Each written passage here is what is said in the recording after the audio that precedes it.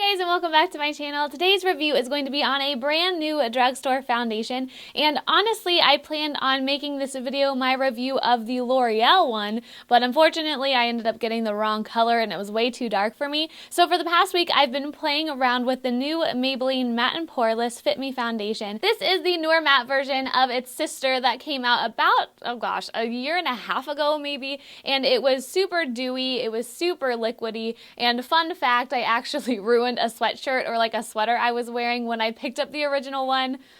Because I was opening it in the car, I couldn't wait till I got home, and I ended up spilling it all over me because it was so darn liquidy. So I really hated that foundation because of that reason, and just because I don't like dewy skin, and it really settled into a lot of my fine lines. But I am so happy to report that I am loving this version. This is meant to be for normal to oily skin, and you're probably wondering, Lacey, why the heck would you try this foundation if you have super dry skin? And I'm going to tell you why. There are two reasons. One, because I'm super nosy and I like trying out all of the new foundations, whether they cater to my skin type or not. And two is because I love matte skin.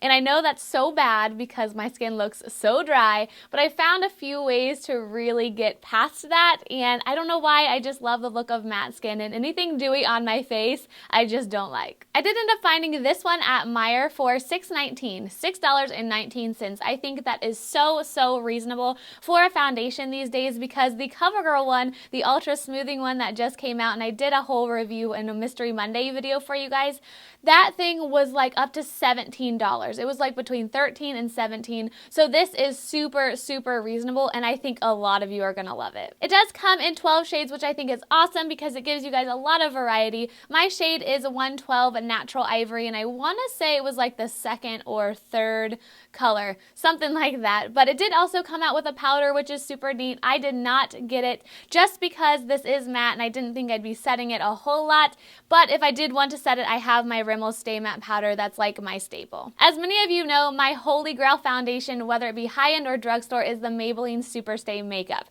So when I try new ones, they really have to stack up to that and be great, or I'm just not going to like it. So with this one, I am so happy to report that it has blown me away, and it's going to be one that I really wear alongside the Maybelline one because it's so comparable. Before I get into my actual opinions, I'm going to quickly show you how I applied it. I just dotted it all over my face after shaking it up and then blended it in with my Sigma Angled Top Kabuki F84. But a quick tip when you guys are applying this, I don't know how many of you still pour your foundations out, but I find that when I do that, I waste so much. So what I do is I just put my finger on the opening, kind of shake it downward a little bit, and then use whatever's on my finger to dot around my face. And I found that a lot less messy, and especially it doesn't get super messy like around the top or anything. I just will do that about 4 to 6 times to get enough on my face, but then I just blend it in, and I just can't stress to you guys enough how beautiful this finish is. For a matte foundation, I don't know how many times this has happened to me, but I'll apply it and it still looks dewy.